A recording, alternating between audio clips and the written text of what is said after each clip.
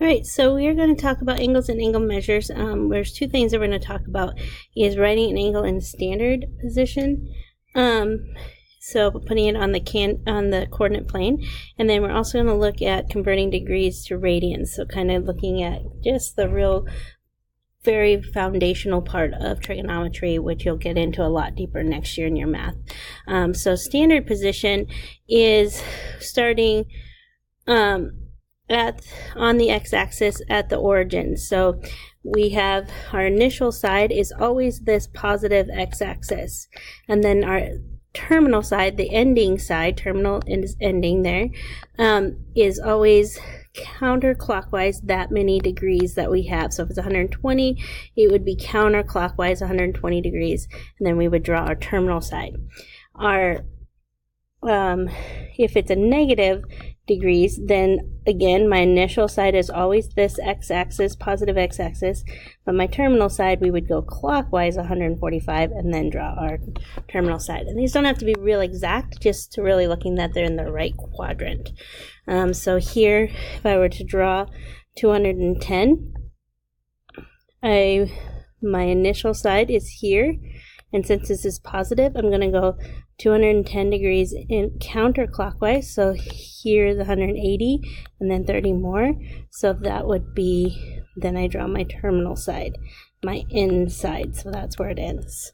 So this would be a rough drawing of 210 degrees. If it's negative, then I go the opposite direction. So again, initial side stays the same, but now I'm going this way, 45 degrees, and then drawing my terminal side. So this would be a negative 45 degrees.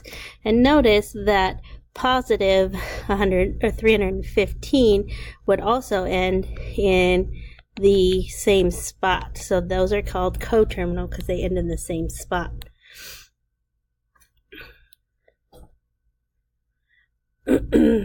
So if I wanted to have, if I have more than 360, so all the way around is 360, so 900, if I'm drawing that, we would go all the way around once, which is 360, so we haven't quite reached 900, go all the way around again, which is 720, and end 180 degrees. So here's my initial one, went around twice, and then another 180 degrees. Here's my terminal side. So notice 900 degrees is coterminal, ends in the same spot as 180 degrees. So there's several coterminal angles that will get you that same spot. Go ahead and let you try that one. So here I want to find some coterminal angles. So I want to know some angles that end in the same spot as 210. So here's 210. What are two angles, one positive and one negative, that ends there also? So I can go all the way around and then end there. So that would be 210 plus 360.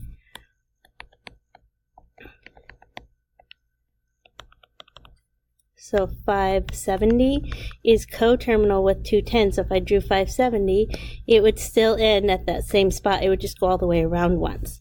And if I go 210 minus 360, that would be if I went this direction.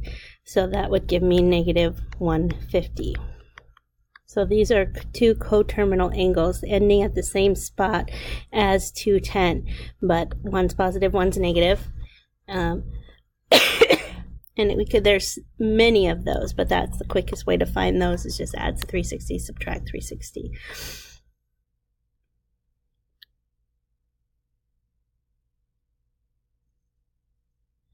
Okay, so then the last or second part that we're going to talk about is changing from radians to degrees and from degrees to radians.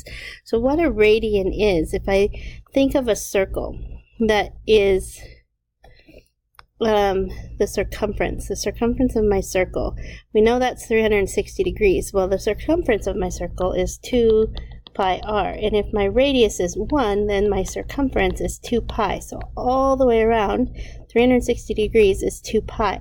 That's what radians is. Radians is in pi. So 2 pi, 2 pi radians is equal to 360 degrees. So 1 pi is equal to 180 degrees. So all the way around is 2 pi, and 1 radian then is halfway around, which is 180. So if I'm going from degrees to radians, I'm going to multiply by pi over 180. If I'm going from radians to degrees, I'm going to multiply by 180 over pi, because those are equal. Pi radians is the same as 180 degrees. So pi is still your 3.14, but in degrees it's 180. So if I want to rewrite this as radians, I would take it times pi over 180. And then we do want to reduce our fraction, but we don't want decimals. So I'm going to take 30 goes into here 6 times. So my answer would be 1/6 pi, 1/6 radian is the same as 30 degrees. Again, no decimals, so I shouldn't have a decimal in there. I'm reducing the fraction of 30 over 180.